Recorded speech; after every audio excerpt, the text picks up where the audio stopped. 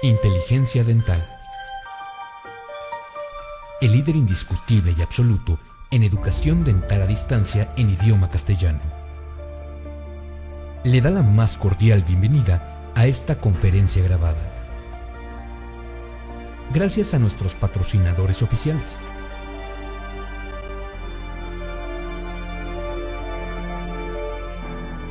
Le ofrecemos siempre un amplio abanico de temas útiles y de actualidad, entregados con alta calidad, por excelentes conferencistas.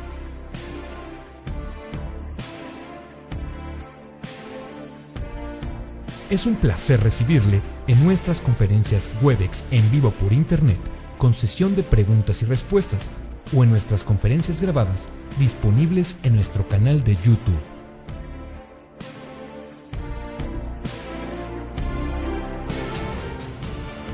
Sus sugerencias y comentarios son bienvenidos en promo@inteligenciadental.com. Por último, le invitamos a visitar nuestro website, en donde encontrará toda la información disponible: www.inteligenciadental.com. Que disfrute esta conferencia.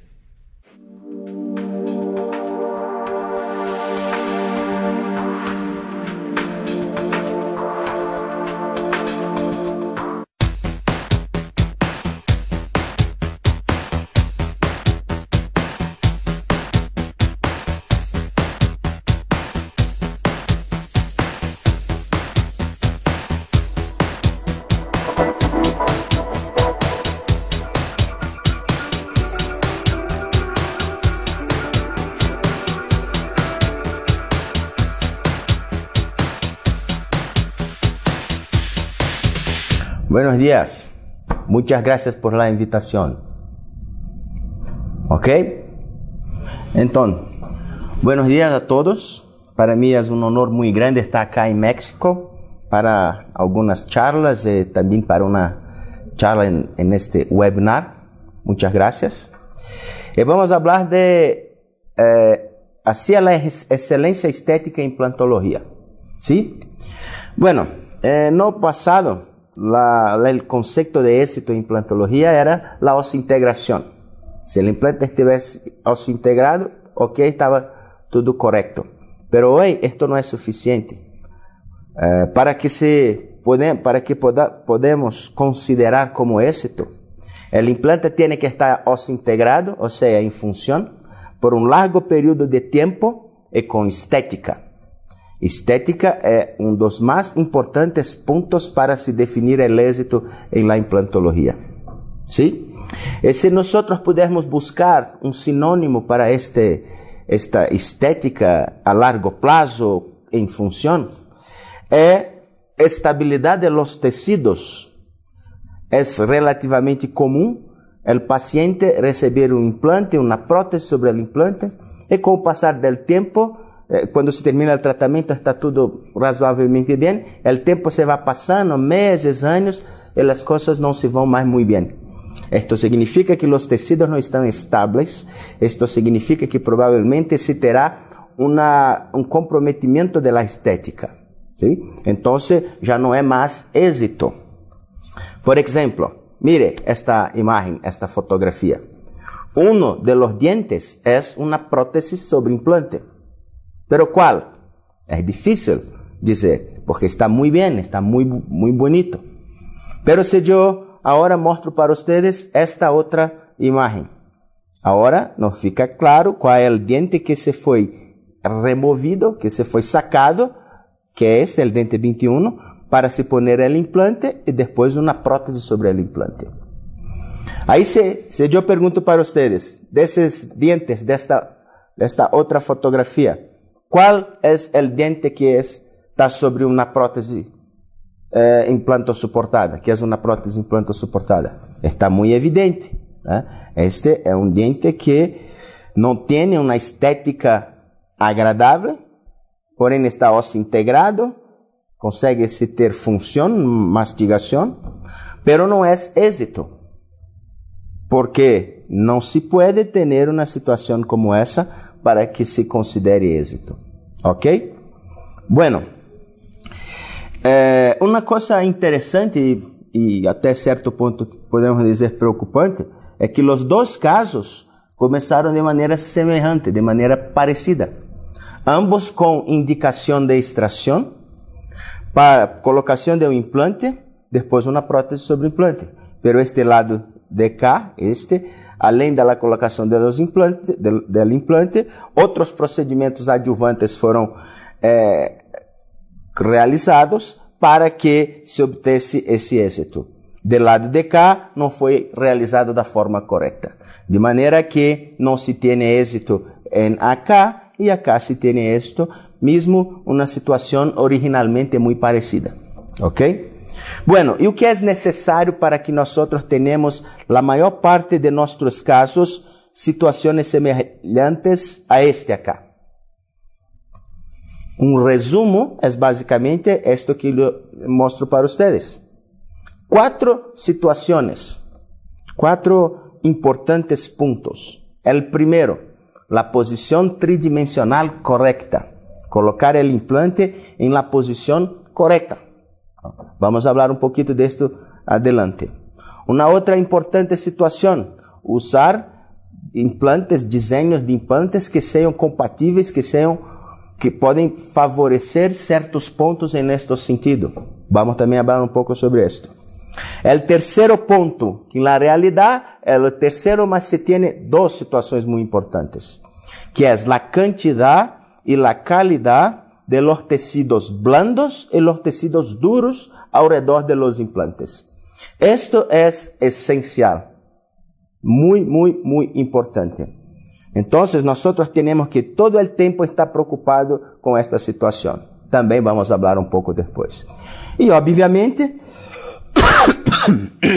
desculpe. E obviamente uma prótese bem executada, uma prótese bem feita.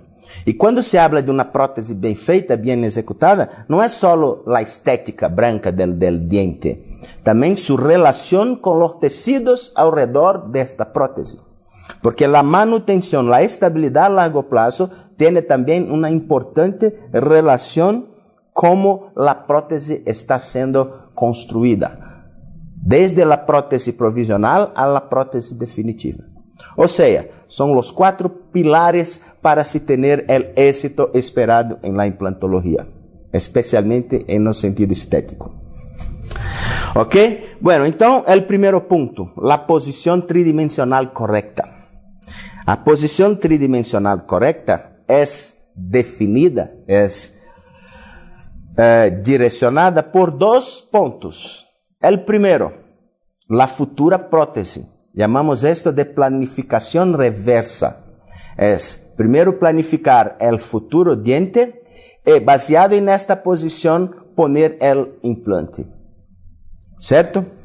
Pero também é muito importante para que nós podemos definir a posição tridimensional adequada. O conhecimento de um aspecto biológico fundamental, muito conhecido em la peroimplantologia, que é o espaço biológico. Pero qual é a relação do espaço biológico com o posicionamento tridimensional? Eu vou explicar isto para vocês. Então, o espaço biológico é uma distância que se vai de la crista del hueso hasta la margen gingival. Tiene 3 estruturas acá. El sulco gingival, el epitelio juncional y la inserción conectiva.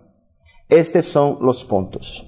Y una cosa importante que nosotros tenemos que saber, que siempre el organismo va a procurar se organizar acerca del espacio biológico, para se tener salud en el componente dental e os tecidos ao redor de ellos, e também os implantes. É fundamental que este espaço biológico, estas estruturas estejam preservadas, sejam respeitadas. Ok? Imagine a seguinte situação. Eu perco meu incisivo central. Um acidente, eu caio e quebro o dente em el nível da cresta del hueso. Eu vou para um excelente dentista que consegue fazer um excelente trabalho e coloca uma prótese muito bonita, muito bem adaptada. Não é fácil, mas é um excelente dentista. Vai pôr a prótese muito bem adaptada. Pero, lembrando, o término desta restauração, desta prótese, está em livro de la crista huesia, onde se estava a fratura que eu acabei de exemplificar para vocês. O que vai acontecer com o tempo, com o passar do tempo? Mesmo uma prótese muito bem adaptada, com bastante segurança, eu hablo para vocês que se vai perder o hueso. O hueso se vai reabsorver, pois, como eu falei anteriormente, é uma necessidade, uma tentativa das estruturas do espaço biológico se adaptarem a esta nova situação que não é boa para ele. É uma forma que o organismo se encontra para isto, é reabsorver parte do tecido hueso para a adaptação, especialmente das fibras do tecido conectivo. ¿Certo? Pero qual é a relação de esto com implantología? Aí eu vou explicar isso e depois volver à questão do posicionamento tridimensional, hablando um pouco de los diseños de los implantes. Los diseños de los implantes influencia a pérdida de hueso, ¿certo? Bueno, esto es un diseño, podemos dizer que es un diseño tradicional del implante. Vamos a llamar de implantes convencionales, que son implantes de conexión hexagonal externa, y a relación con el componente protésico está en lo mismo nivel, no tiene divergencia, no tiene desvío, están en el mismo nivel, la plataforma del implante y el componente. Esto es el tipo de implante llamamos de convencional. Bueno, imagine que esta línea acá sea la línea del hueso. Vamos a poner el implante como ustedes están mirando nesta fotografia. Passado o período de osseointegração, se vai poner uma prótese. Perfeito, se hace a prótese, tudo bem. O paciente vuelve a seu consultório meses depois, um ano depois, hace uma radiografia e a situação é algo mais ou menos como isto.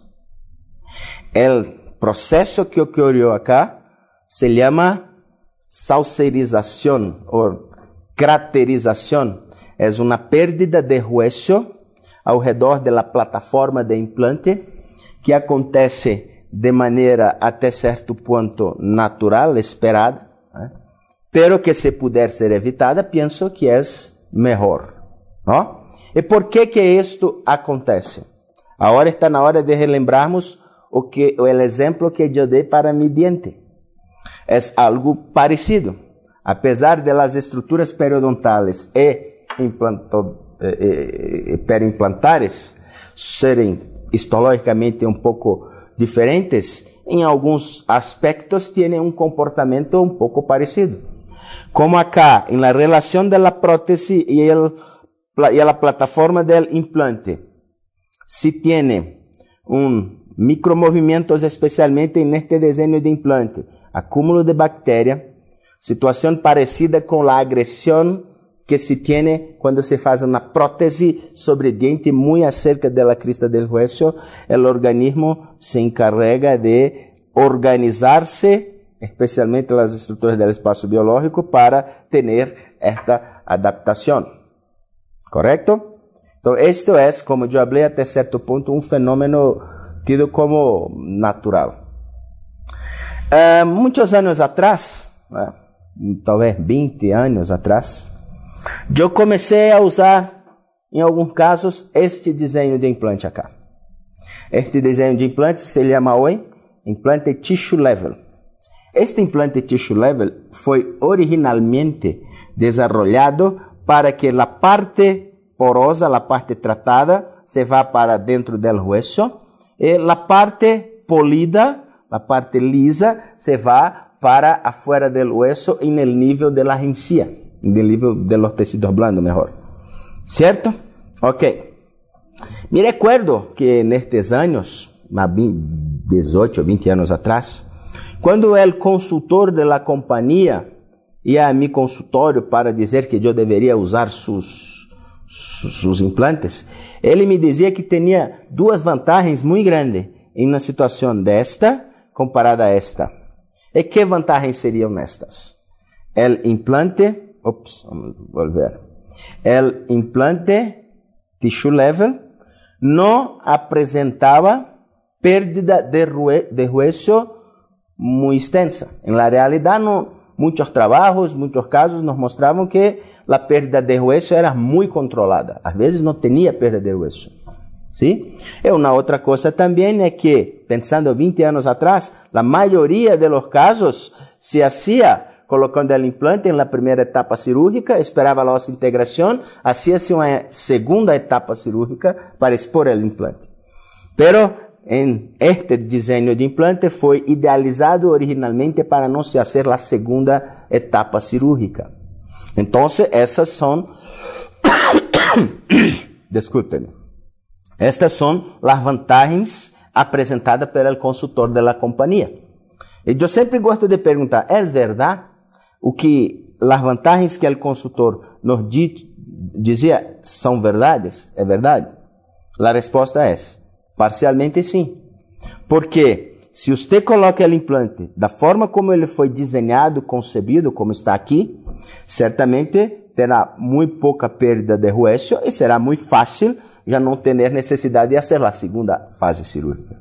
Pero o problema é que, com o passar do tempo, especialmente no segmento estético, às vezes, fazendo a cirurgia como está sendo demonstrada acá e da forma como se foi originalmente desenvolvido, você pode ter alguns tipos de problemas estéticos, como por exemplo, a exposição de parte do colar metálico da plataforma do implante.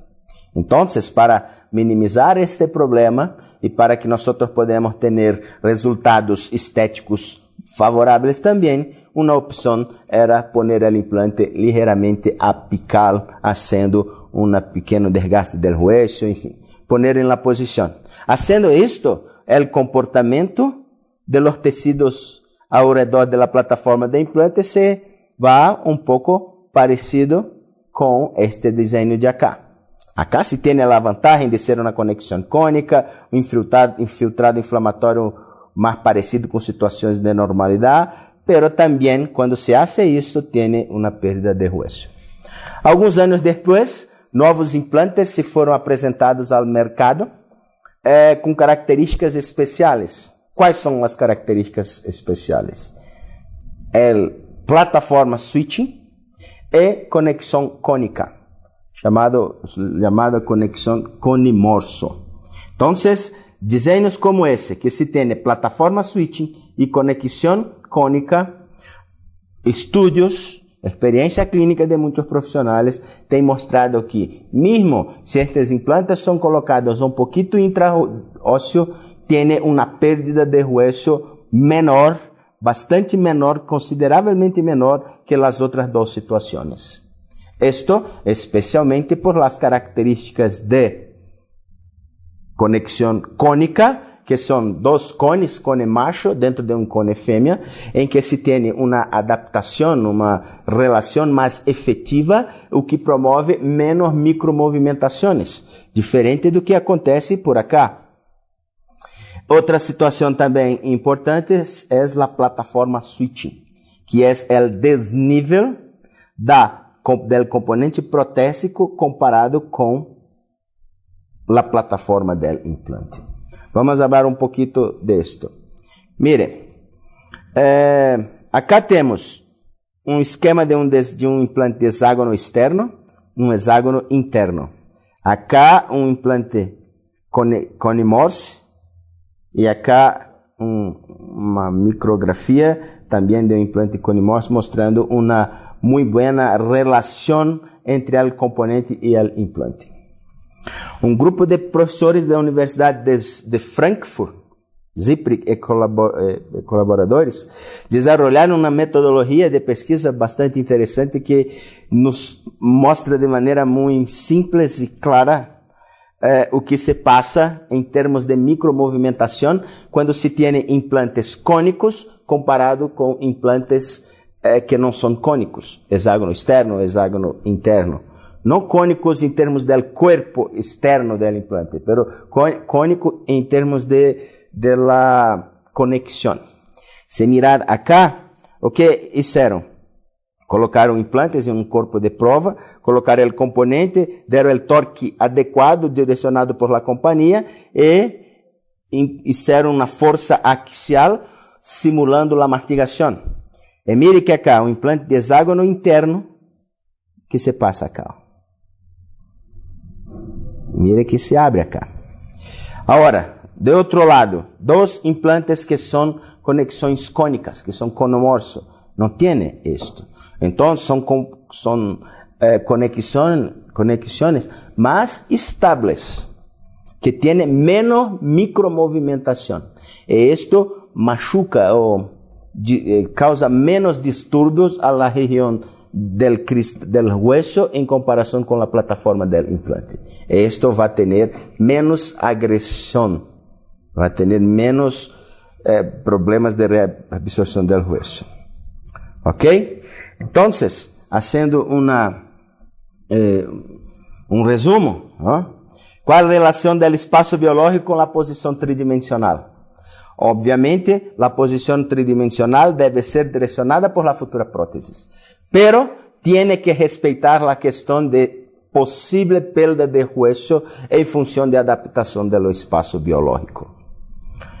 Esto significa, cuando nosotros estamos hablando nesse contexto em desenhos de implantes, que a utilização de implantes, plataforma switching, conexão cônica, tendem a nos apresentar resultados em termos de perda de osso melhores que os implantes convencionais, porque a adaptação do espaço biológico em função de menos micromovimentação por la conexão cônica e um pequeno mais grande distanciamento da crista del hueso com a relação del componente de la prótese no sentido horizontal, esto tende a nos apresentar resultados de menor perda de hueso. Certo?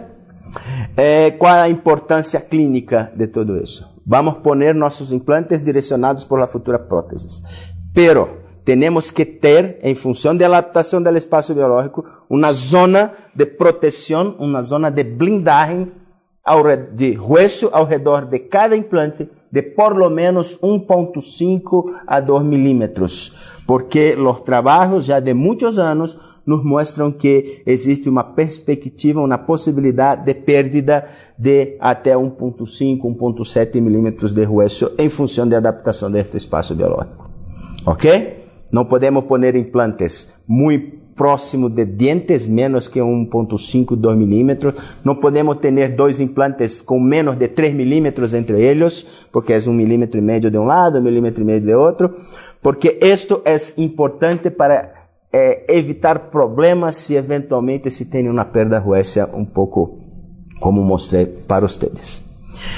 Bem, mas também eu gostaria de falar para vocês a importância, né, como eu falei, que quando se vai pôr implantes, que se tenha esta zona de blindagem. O implante, o hueso, com por lo menos 1.5, 2 milímetros ao redor de todos os implantes. Bem, mas eu por lo menos já vi isto, tenho certeza que muitos também já viram situações como essa.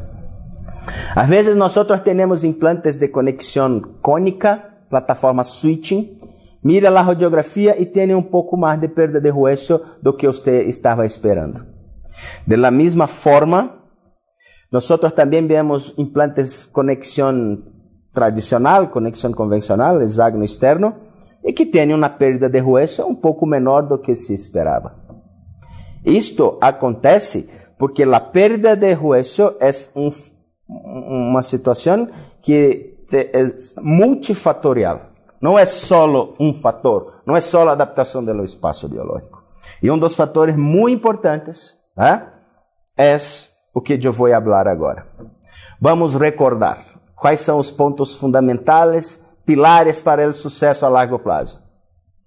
Posição tridimensional correta, El diseño de implante, esses dois nós já hablamos. El terceiro ponto, cantidad y calidad de los tejidos blandos y los tejidos duros alrededor de nuestros implantes.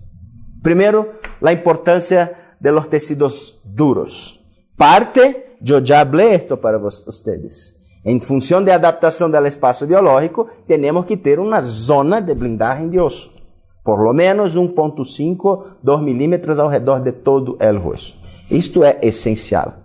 Se não tem isto, a possibilidade de problemas a médio e largo prazo é muito grande. Então, nós temos que respeitar esta questão, certo? E em relação aos tecidos blandos, qual é a importância? Este trabalho, 1996, 20 anos atrás, trabalho conduzido por professor Berglund e Linde. Professor Linde provavelmente é o dentista mais conocido e mais famoso do mundo, porque todo o mundo estuda periodontia em seu livro. ¿No? E este trabalho, publicado 22 anos atrás, já nos dava um direcionamento importante das condições de los tecidos, da relação dos tecidos blandos e do tecido do hueso, da perda de hueso. O que os pesquisadores fizeram? Extraíram, removeram os dentes posteriores de perros, esperaram a cicatrização, colocaram implantes dos dois lados e já deixaram com o componente protésico para fora, expondo ao meio bucal a plataforma do implante através de um componente protésico. A diferença é que no grupo teste se removeu parte do tecido blando, deixando uma quantidade e qualidade de tecido pior que a condição natural. Alguns meses depois, os animais foram sacrificados, estudos histológicos foram conduzidos e observou-se que onde se tem uma espessura maior de tecidos blandos, se tem uma menor perda de hueso. Onde se tem uma menor espessura de hueso e uma menor quantidade de mucosa, especialmente mucosa ceratinizada, se tem uma maior perda de hueso.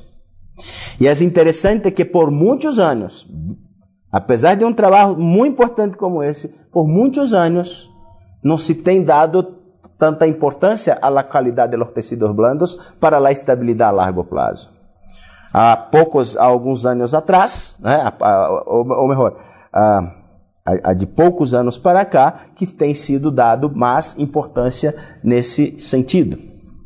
Por exemplo, este é um caso que eu tratei em minha clínica particular.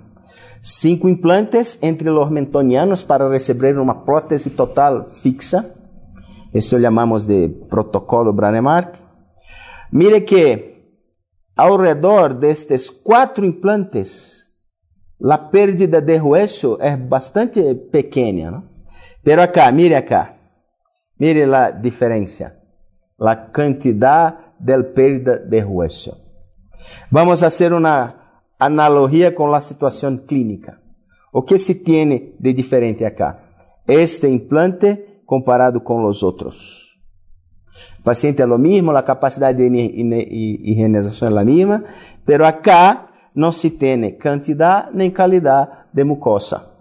Não se tem mucosa ceratinizada adequada e não se tem uma espessura adequada. Não posso dizer que é exclusivo por isso, mas nos dá um direcionamento importante. Aí agora vamos discutir esse assunto através desse trabalho de um professor de Lituânia, que tem uma linha de pesquisa muito interessante, uma linha de investigação muito interessante, que é o professor Tomas Linkevičius. Suas pesquisas, seus trabalhos têm sido conduzidas com a intenção de mostrar a influência da espessura de los tecidos blandos e a pérdida de hueso ao redor de implantes com diferentes desenhos e diferentes abordagens cirúrgicas. Este trabalho, por exemplo, colocou seus pacientes em 3 grupos. O grupo 1 com implantes colocados ao redor, implantes colocados em uma zona que os tecidos blandos eram considerados fino, delgado, menos que 2 milímetros. El otro grupo, grupo 2, el implante es colocado en una zona que el tejido blando es grueso, más que 2 milímetros. ¿Sí? Y el tercero grupo, también biotipo tejido blando fino, delgado, pero en la colocación de los implantes se hace la modificación de este biotipo, la modificación del espesor, asociando un sustituto de tejido conectivo para aumentar el espesor. Y la conclusión de este trabajo, que es muy semejante con otros de su mismo grupo, muestran que cuando se tiene un biotipo fino, se pierde más hueso do que cuando se tiene el biotipo espeso, independiente de los diseños del implante. Entonces, além, obviamente, de los diseños del implante, a la cantidad y la calidad de los tejidos blandos influencian en la pérdida de hueso acerca, o mejor, alrededor de estos implantes. ¿Cierto? Entonces, cuando nosotros estamos hablando... Ok. Vamos a ver qué houve acá. Ok. Entonces, cuando estamos hablando en estabilidad a largo plazo, es realmente muy importante. Alguna cosa acá no está. Este no está apareciendo porque... Sí, ahora sí. Ups.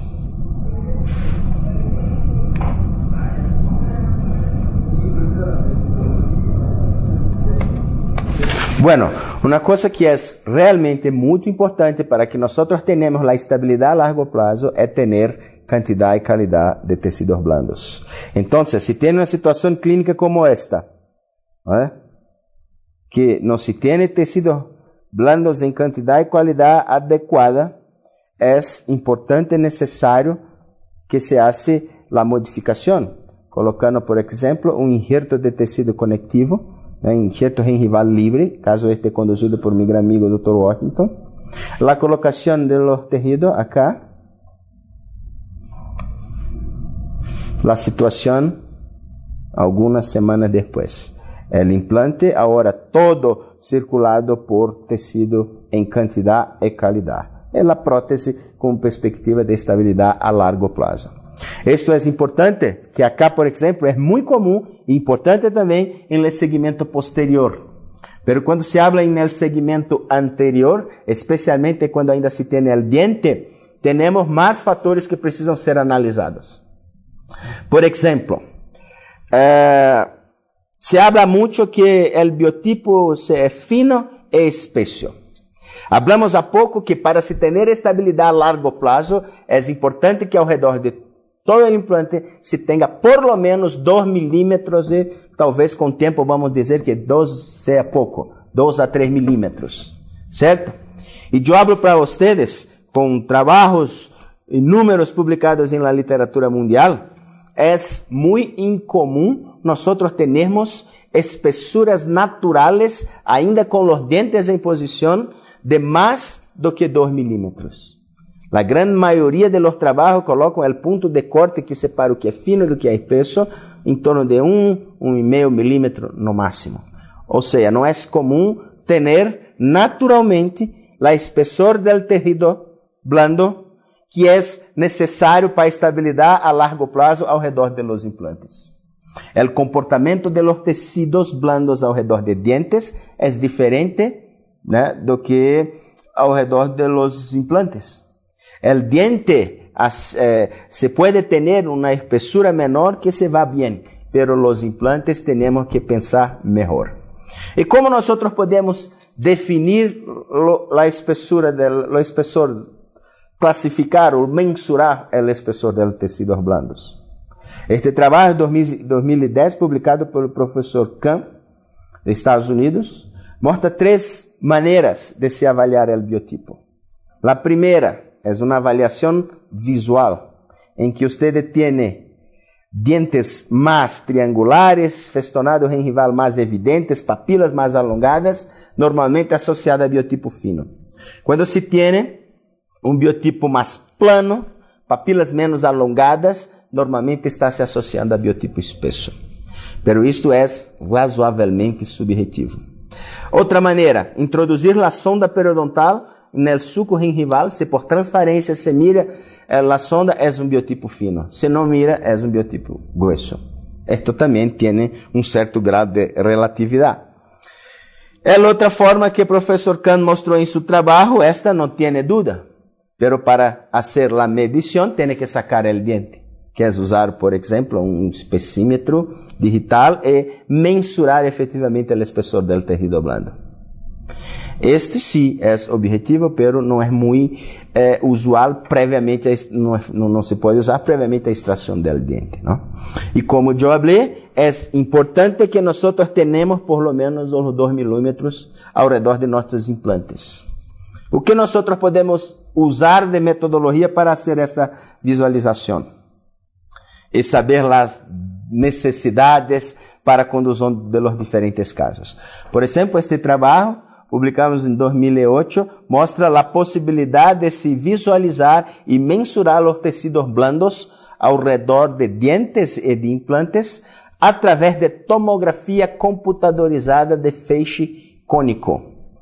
Nós chamamos de Soft Tissue Cone Beam Computed Tomography. Tomografia computadorizada Cone Beam para tecidos blandos, né? Este acá é a forma convencional de se visualizar o exame. Se mira muito bem o diente, o hueso, pero acá não se mira, pero acá se mira também o hueso, o diente e os tecidos blandos. Como se faz isso? É algo extremamente simples, pero extremamente eficiente.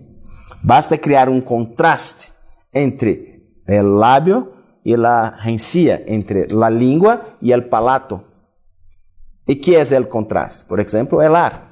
Então, se nós ponemos esse espaçador, esse spandex, se pode ter uma visualização e, consequentemente, uma mensuração de los tecidos e tomar a decisão mais correta.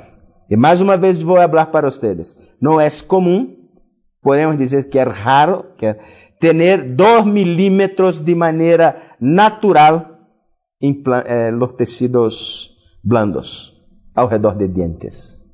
E vamos discutir a consequência de esto em alguns minutos. Bueno, então, posição 3D, desenho de implante, quantidade e qualidade de tecido blando e de hueso.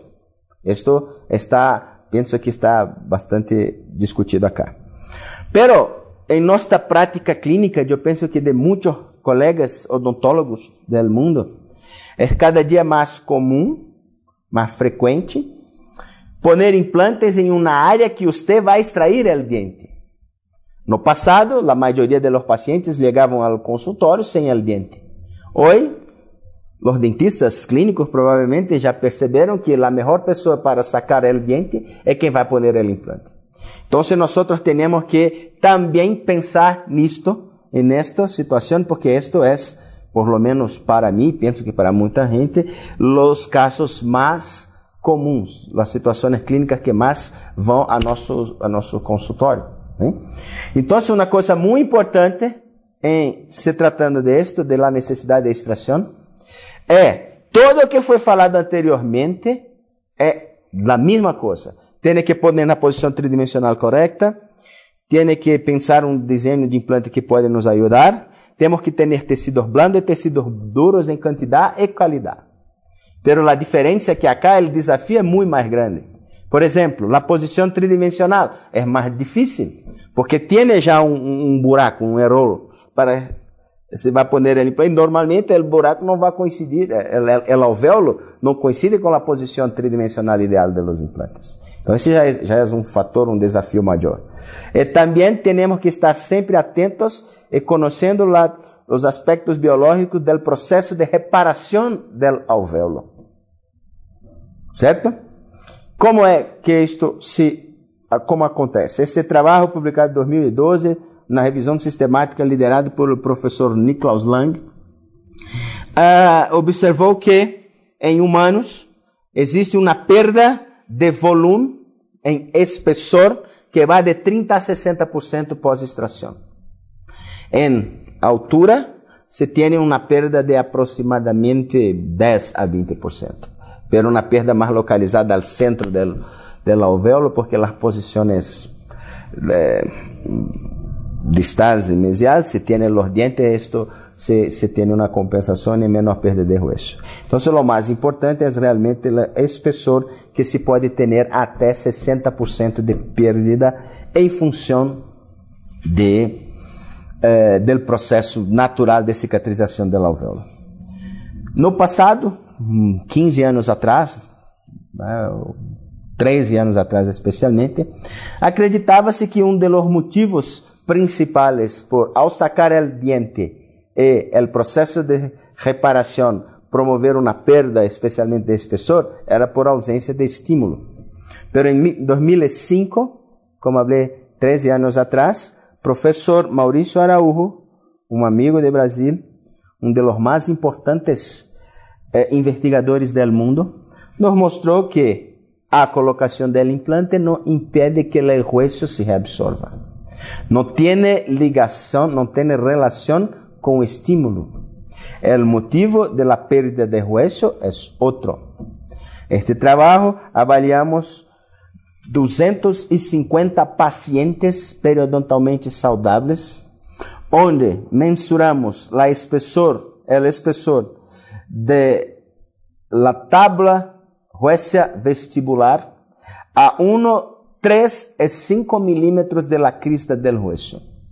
Os resultados deste trabalho nos mostram que 50% del hueso, ou melhor, 50% de la amostra tem um espessor menor que 0,5 milímetros, menor que medio milímetro. ¿Sí? 85% menor do que 1 milímetro. Ou seja, é muito delgado, naturalmente delgado, faz parte da constituição do ser humano, é muito delgado el espesor del hueso en la vestibular de los dientes, especialmente los dientes anteriores, los dientes del segmento estético. ¿Y cuál es la relación de esto?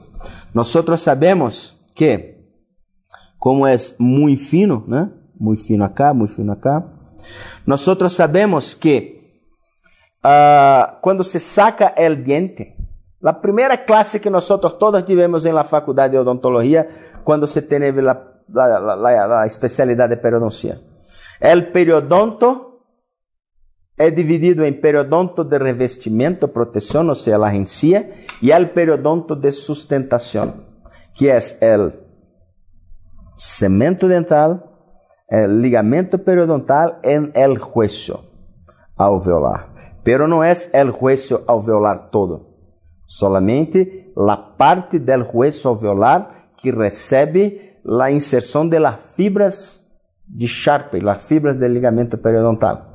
Eso se llama el hueso alveolar propriamente dito. E quando se saca el donto, todo o peri se va. Então, se não tem el donto, el periodonto, com o tempo, se vai reabsorver. É muito fácil de compreender isto. Imagine mais uma vez, eu saco meu incisivo central, faço uma radiografia periapical minutos depois. ¿Qué vamos a mirar en la radiografía? Vamos ver el espacio del alvéolo. Vamos ver una línea cortical, que era el alvéolo, y esta línea cortical en radiología nosotros llamamos de lámina dura. Y esta lámina dura es el osso alveolar propriamente dito, onde parte de él recibe la inserción de las fibras del ligamento periodontal. Ok, vimos essa radiografia minutos depois da extração. Um ano depois, continuo sem mi dente, vou ao radiologista, hago uma nova radiografia periapical e vamos ver que agora não tem mais a lâmina dura. Vamos ver a espinha nasal, a cortical da espinha nasal, ¿no? E a cortical do rebordo, da crista huesa. E no centro não se vê, só vê o osso medular. ¿Por quê? Porque o hueso alveolar propriamente dito depende da presença do diente. Isso acontece da mesma forma por las proximales como por vestibular. A diferença é que por vestibular só tem uma espessor muito pequena. Se aquilo se va todo. Por las proximales tem o osso medular de um lado, o osso medular de outro. Por palatina a mesma coisa. Então, o processo é o mesmo. A diferença é que por vestibular é muito fino. de manera que isso se va normalmente se reabsorver. Entonces, amigos, eu vou apresentar um caso clínico em que nos mostra o que precisa ser hecho para se obter os melhores resultados seguindo a técnica hablada, seguindo os princípios hablados anteriormente. A posição 3D, desenho de implante, quantidade e qualidade del hueso e a prótese. Certo? Então, esta muchacha, né, apresentou-se com uma necessidade de extração del dente 21. Mire acá la condición del tejido blando, la condición de la crista del hueso. Acá se puede mirar un poco de una inflamación. Pero partimos para el procedimiento. Previamente al procedimiento, nosotros hicimos una planificación para hacer la cirugía guiada usando el software Codiagnostics, en que haciendo la cirugía digitalmente, definindo a posição adequada do implante. Se, a partir dessa planificação, se gera um guia cirúrgico, e esse guia cirúrgico será utilizado no momento da cirurgia para pôr o implante na posição tridimensional melhor possível. Certo? Então, vamos seguindo aí com nosso caso. Esta é nossa amiga, uma muchacha muito bonita. Esta é a condição de su diente. Saca a prótese. Vamos partir para a extração del diente. Sempre lembrando que a extração tem que ser lo menos traumático possível para que os tecidos blandos e tecidos duros ao redor de los dientes sejam preservados no momento da extração. Esto es el guía cirúrgico. Después de la extracción, hacer una avaliación del leito receptor. Observamos acá, daqui a pouco vamos ter uma imagem que vai mostrar isso muito claramente para nós. A crista del hueso vestibular está a 3 milímetros da margem gengival, que é o padrão esperado e normal do espaço biológico. ¿Sí? Se hace uma curetagem, uma limpeza muito boa do alvéolo. Y seguimos. Esto es el guía en la posición. Se va haciendo las perforaciones, como ustedes pueden mirar. El implante siendo direccionado en su posición tridimensional adecuada, utilizando el guía cirúrgico. Esto es para analizar la profundidad. Esto es una que yo hablé para ustedes. Este instrumento es un instrumento que normalmente nosotros utilizamos para hacer la inserción del biomaterial entre el implante y el hueso. Entre el vestibular del implante y el vestibular del hueso. Es un calcador de hueso. Y tiene marcaciones de 3 en 3 milímetros. Entonces acá es los primeros 3 milímetros. Esto es que la crista huesa está a 3 milímetros de la margen gengival y está preservada. Ahora el guía en la posición. Vamos a poner el implante. Este implante Drive GM Aqua. Aqua es una superficie que nos apresenta resultados mais rápidos em relação à ossa integração, uma qualidade e uma rapidez maior da ossa integração por ser uma superfície quimicamente ativada. ¿No? Tem sido nossa preferência de uso em los dias de hoje as superfícies quimicamente ativas. Previamente ao processo de confecção da prótese provisória, nós utilizamos a própria corona da paciente para ser utilizada como prótese provisional. Esto que ustedes estão vendo aqui em rojo, vermelho, ¿no? Red, vermelho. Sí, esto es como si fosse un índice, como ustedes vão mirar para poner el dente exatamente en la posición original. Esto es un componente bastante interesante de PIC que nosotros podemos usar para hacer prótesis provisórias atornilhadas y prótesis provisórias cementadas. ¿Sí? Nosotros escolhemos la opción de hacer la prótesis parafusada. Entonces, la prótesis provisional irá ser colada con resina en el pilar de pique provisorio. El índice na posición, mire, la captura del componente protético por la prótese provisoria. Ahora, mire, está ótimo, perfecto. La posición exatamente como la posición planificada originalmente. Bueno, implante en la posición tridimensional correcta, hecho a través de uma cirurgia guiada, planificada digitalmente. Hablamos da importância do espessor de los tecidos blandos. Como eu falei, é muito raro ter os 2 milímetros mínimo para estabilidade a largo prazo. Então, é muito comum a necessidade de fazer a colocação, o aumento do espessor de los tecidos, modificando o biotipo a través de injerto de tecido conectivo. ¿Sí? E também se hace isso porque, mesmo tomando todos os cuidados da extração, preservação do alvéolo, plenamento do gap com biomaterial, se perde um pouquinho. Então, o injerto de conectivo em situações como estas é importante para aumentar o espessor e para compensar o pouquinho que pode ter de pérdida, mesmo fazendo a forma adequada de preservação do alvéolo. Então, o injerto de tecido conectivo está sendo realizado. A utilização de tunelizadores para ser o leito receptor del injerto. Vamos remover el injerto de la región palatina, que es normalmente la área más apropiada para se remover, que se tiene una disponibilidad mayor y una calidad buena. En este caso, haciendo la técnica de remoción del tejido gengival con tejido conectivo y tejido epitelial. Después, removendo el epitelio y también removendo parte del tejido gorduroso que fica próximo à lâmina própria del conjuntivo. Esta es una técnica que muy preconizada por professor Zucchelli, que nos mostra que se tem uma qualidade melhor del conjuntivo e não se tem um pós-operatório muito pior do que a técnica, por exemplo, a técnica de alçapão, que você remove só a parte interna, certo? Então, o injerto em la posição desejada. Vamos continuar com nossa cirurgia para poner em la posição correcta.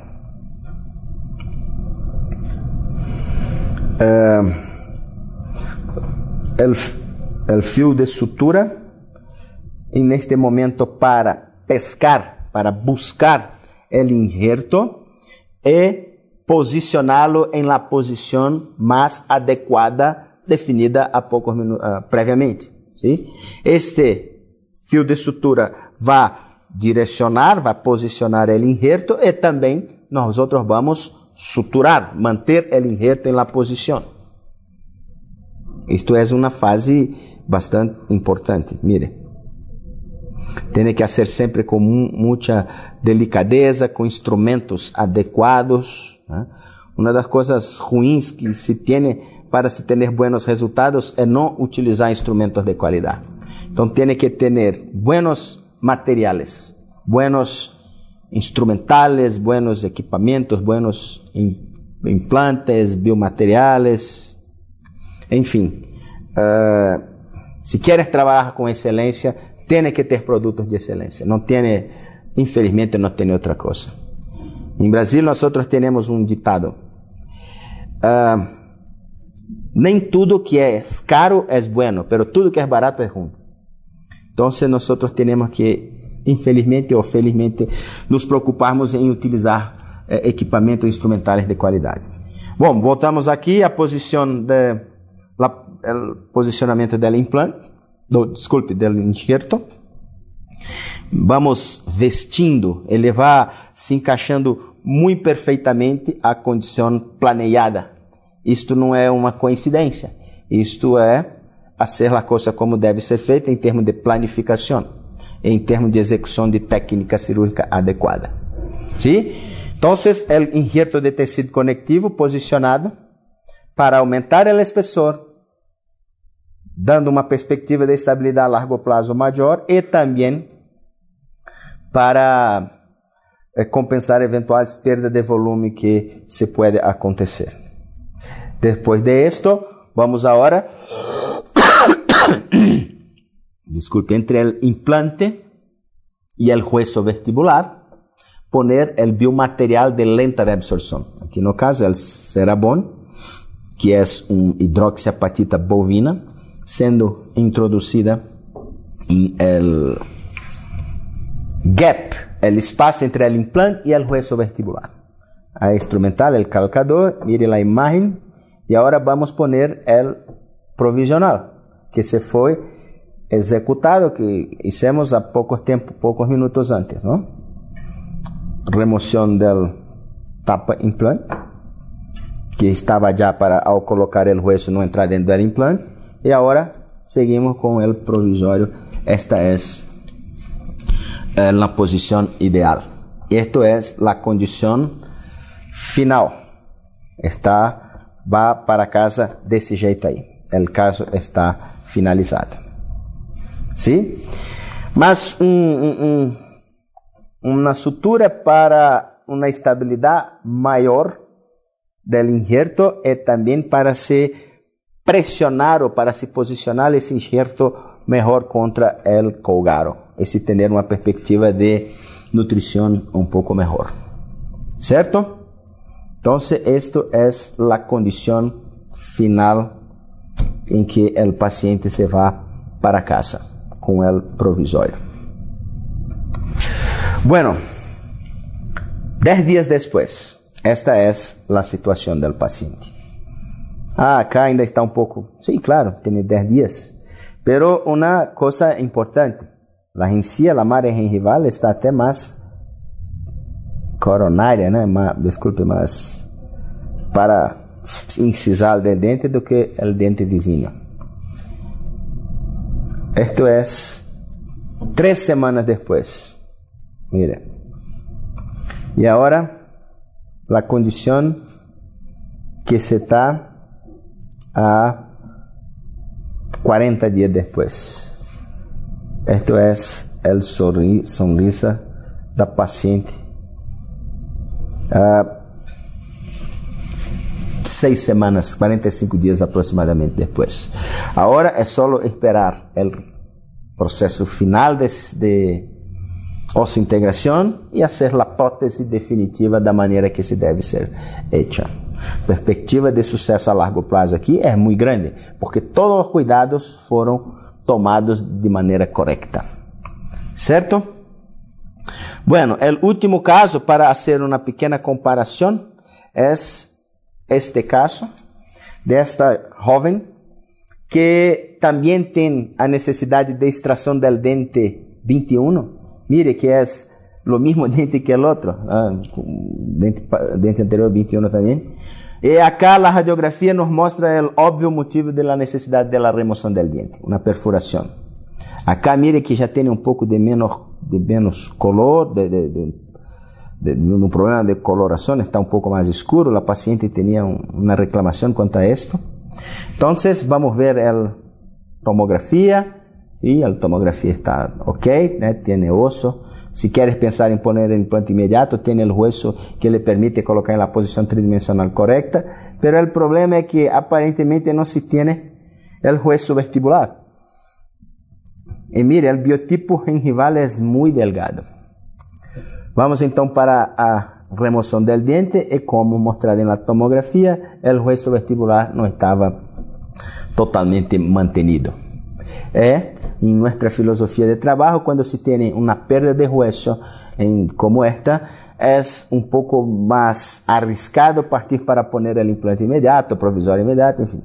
¿Se puede hacer y dar cierto? Sí, tiene chances grandes de dar cierto, pero también tiene más chances de tener problemas que si hacer en estágios. En este caso, la opción fue sacar el diente, esperar aproximadamente 6 semanas, después de las 6 semanas, hacer una incisión, elevar el retallo, poner el implante en la posición tridimensional correcta, hacer la reconstrucción del tejido hueso con oso autólogo, biomaterial y membrana, es suturar. O paciente vai para casa desta maneira como vocês estão mirando acá. 8 semanas depois, aproximadamente, a segunda fase cirúrgica para exposição da plataforma do implante e acá a colocação de um provisório imediato. Não imediato à instalação do implante, mas imediato à segunda fase cirúrgica. E mire, esta é a situação com o provisório. Essa é a situação com o provisório e esta é a situação depois da extração do diente. Mire como está aqui e mire agora. ¿Sí? Partiu-se para a confecção da prótese definitiva depois da osso-integração, depois da maturação do tecido blando com o provisório. E este é o caso 6 anos depois. E uma coisa muito importante que me gusta muito é sempre ter estas imagens para que nós podemos falar para nossos pacientes que o melhor foi hecho. Eu não posso dizer para meu paciente que para toda a vida vai ficar assim, mas eu posso falar para eles que, porque tem implante em la posição tridimensional correta, a utilização de um implante de boa qualidade, de bom desenho, tem hueso em quantidade e qualidade, tem tecido blando em quantidade e qualidade, e a prótese foi bem realizada, bem executada. Então, a perspectiva de êxito é muito grande. Como conclusão, voltamos a nosso primeiro slide. O conceito de êxito em implantologia é osso-integração a largo prazo e com estética. E o que nós precisamos para isso é que os tecidos estejam estáveis. E a clave do êxito é esta: poner o implante na posição correta, ter implantes com qualidade, desenhos adequados, hueso e tecido blando em quantidade e qualidade e uma prótese bem executada. Certo? Muitas graças por participar. Não sei, talvez tenha perguntas. É isto.